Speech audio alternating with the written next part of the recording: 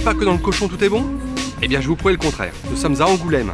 Nous avons rendez-vous avec la famille Geoffroy qui depuis 40 ans a su développer la société Sodiport. Spécialisée dans la découpe et la transformation du porc, cette PME charentaise multiplie les récompenses tant pour la qualité de ses produits que pour ses emballages. Mieux, elle se paye même le luxe de se transformer en plateau de tournage pour accueillir Gérard Depardieu. Quand je vous dis qu'avec Sodiport, le cochon c'est de l'art, je ne mens pas. Aujourd'hui, l'entreprise a fait ses 40 ans. Oui, créé en 1913 par un négociant de porc, mon père, Oui. un chevillard, M. Dudognon, et un éleveur de porc, M. Néombe. À l'époque, vous étiez dans les abattoirs, Dans les abattoirs, ils étaient 8 employés, hein, et en 86, j'ai pris la direction. Maintenant, on est passé à 50 employés. 93, vous êtes installé ici, là, sur le Oui, site de Grelais. Ici, on a fait, et en 96, on a fait la charcuterie régionale. Voilà. Hein. Et mes enfants, j'ai fait tout pour qu'ils viennent pas, ils sont tous les deux arrivés. Hein. Pourquoi tu voulais pas qu'ils viennent? Car c'est pas évident, moi on m'avait dit j'étais né pour faire le métier. Hein, c'était de tradition famille à famille. Ouais. Moi je voulais que ça soit naturel, car il y a comme ça que la vocation fait le plus. Aujourd'hui, les deux fils sont là. Emmanuel qui est dans la charcuterie, dans la production et dans le commercial. Ouais. Et Et Cédric qui s'occupe de tout le vivant et qui s'occupe de tous les éleveurs, dont on a 85% de nos porcs viennent de la région. 85% dans la région, 15% sur la région, département limitrophe, surtout Vendée. L'avantage de nos éleveurs, c'est qu'ils sont très attachés à la terre. Beaucoup de nos éleveurs ont leurs propres céréales qui feront consommer à 100% à leur porc. Et c'est un atout pour nous.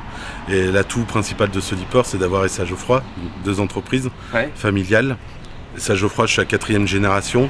Papa a parlé qu'il était voué à faire le métier, donc 3e génération.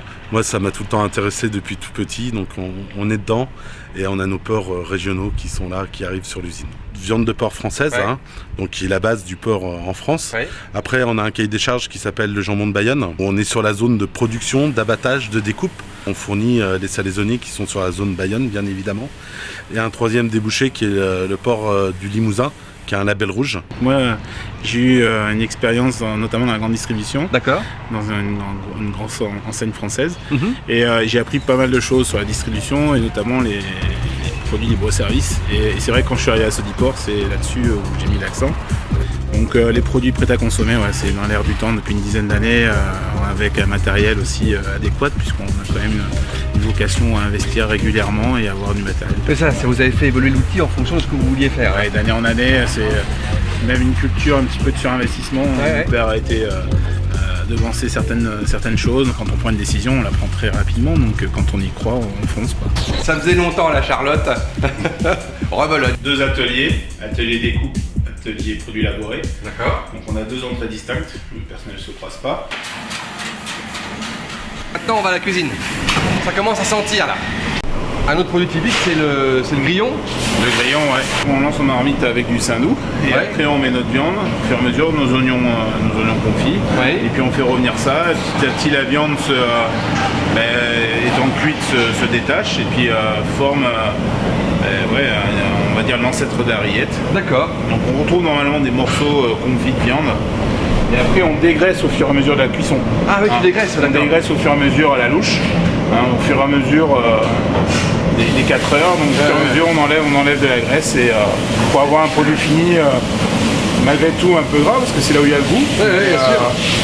Ni trop gras non plus, quoi. C'est quand même des produits maigres. Donc le gros grillon. Donc ça c'est quoi?